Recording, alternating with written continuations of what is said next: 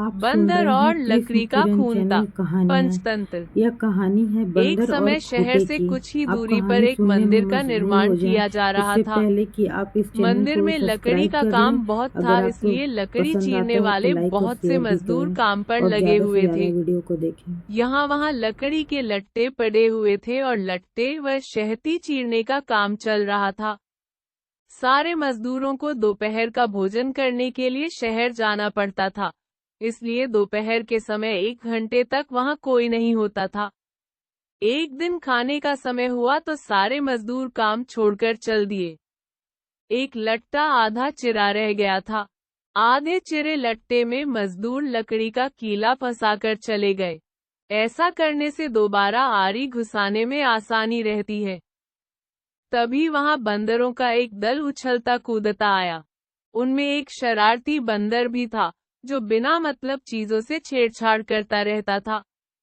पंगे लेना उसकी आदत थी। बंदरों के सरदार ने सबको वहां पड़ी चीजों से छेड़छाड़ न करने का आदेश दिया। सारे बंदर पेड़ों की ओर चल दिए, पर वह शैतान बंदर सबकी नजर बचाकर पीछे रह गया और लगा अड़ंगेबाजी करने। उसकी नजर अधरे लट्टे पर पड़ी। बस वह उसी पर पिल पड़ा और बीच में अड़ाए गए कीले को देखने लगा। फिर उसने पास पड़ी आरी को देखा। उसे उठाकर लकड़ी पर रगड़ने लगा। उससे किर्र किर्र की आवाज निकलने लगी तो उसने गुस्से से आरी पटक दी। उन बंदरों की भाषा में किर्र किर्र का अर्थ निखट रूप था। वह दोबारा लट्टे के बीच फंसे कीले को देखने लगा। उसके दिमाग में कौतूहल होने लगा कि इस कीले को लट्टे के बीच में से निकाल दिया जाए तो क्या होगा। अब वह कीले को पकड़कर उसे बाहर निकालने के लिए जोर आजमाइश करने लगा। लट्टे के बीच फंसाया गया कीला तो दो पार्टों के बीच बहुत मजबूती से जकड़ा गया होता है, क्योंकि लट्टे के दो पार्ट बहुत मजबूत स्प्रिंग वाले क्लिप की तरह उसे दबाए रहते हैं। बंदर खूब जोर लगाकर उसे हिलाने की कोशिश करने लगा। कीला जोर लगाने पर हिलने व खिसकने लगा तो बंदर अपनी शक्ति पर खुश हो गया।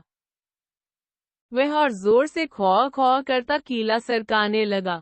इस धींगामुष्टि के बीच बंदर की पूंछ दो पार्टों के बीच आ गई थी, जिसका उसे पता ही नहीं लगा। उसने उत्साहित होकर एक जोरदार झटका मारा और जैसे ही कीला बाहर खींचा, लट्टे के दो चिरे भाग फटाक से क्लिप की तरह जुड़ गए और बीच में फंस गई बंदर की पूंछ। बंदर चिल्ला उठा। तभी मजदूर वहां लौटे। उन्हें देखते ही बंदर ने भागने के लिए जोर लगाया तो उसकी पूंछ टूट गई। वह चीखता हुआ टूटी पूंछ लेकर भागा। कहानी सुनाकर करटक बोला, इसीलिए कहता हूँ कि जिस काम से कोई अर्थ न सिद्ध होता हो, उसे नहीं करना चाहिए। व्यर्थ का काम करने से जान भी जा सकती है। अरे, अब भी पिंगलक जो शिकार करके लाता है, उससे हमें भरपेट भोजन तो मिल ही जाता है। तब बेकार ही झंझट में पड़ने से क्या फायदा। दमनक बोला, तो तुम क्या केवल भोजन के लिए ही जीते हो? यह तो ठीक नहीं। अपना पेट कौन नहीं भर लेता।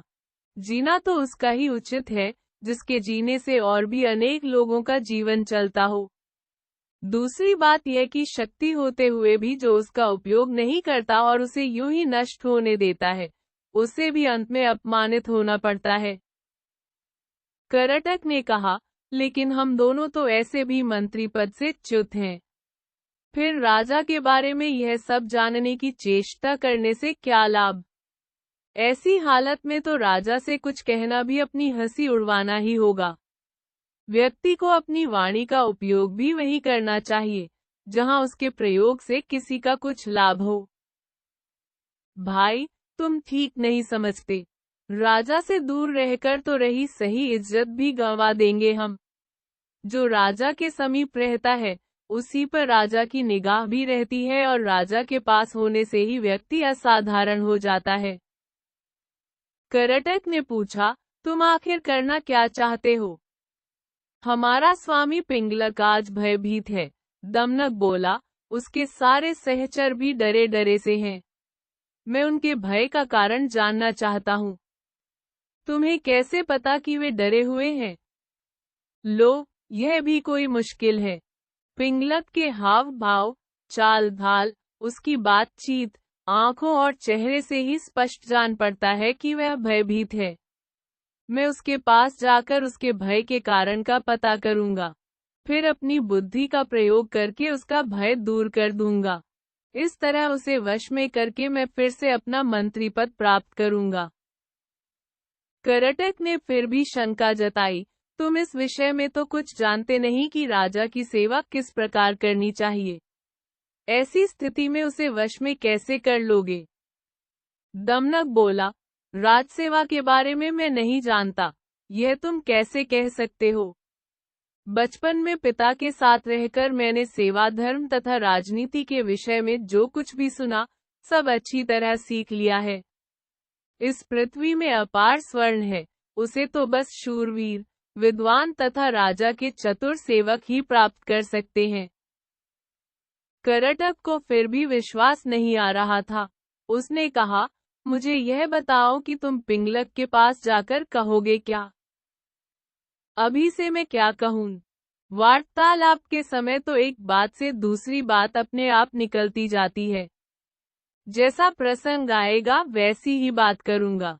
उचित अनुचित और समय का विचार करके ही जो कहना होगा, कहूंगा। पिता की गोद में ही मैंने यह नीति वचन सुना है कि अप्रासंगिक बात कहने वाले को अपमान सहना ही पड़ता है, चाहे वह देवताओं के गुरु बृहस्पति ही क्यों न हो। करटक ने कहा, तो फिर यह भी याद रखना कि शेर बाघ आदि हिंस्र जंतुओं तथा सर्प जैसे कुटिल जंतुओं से संपन्न पर्वत जिस प्रकार दुर्गण और विषम होते हैं, उसी प्रकार राजा भी क्रूर तथा दुष्ट व्यक्तियों की संगति के कारण बड़े कठोर होते हैं, जल्दी प्रसन्न नहीं होते, और यदि कोई भूल से भी राजा की इच्छा के विरुद्ध कुछ कर दे तो सांप की तरह डसकर उसे नष्ट करते उन्हें देर नहीं लगती। दमनक बोला, आप ठीक कहते हैं। बुद्धिमान व्यक्ति को स्वामी की इच्छा के अनुकूल कार्य करके उसे प्रसन्न करना चाहिए। इसी मंत्र से उसे वश में किया जा सकता है। करटक ने समझ लिया कि दमनक ने मन ही मन पिंगलक से मिलने का दृढ़ निश्चय कर लिया है। वह बोला, ऐसा विचार है तो अवश्य जाओ। बस मेरी एक बात याद रखना कि राजा के पास पहुंचकर हर समय सावधान रहना। तुम्हारे साथ ही मेरा भविष्य भी जुड़ा है। तुम्हारा पथ मंगलमय हो।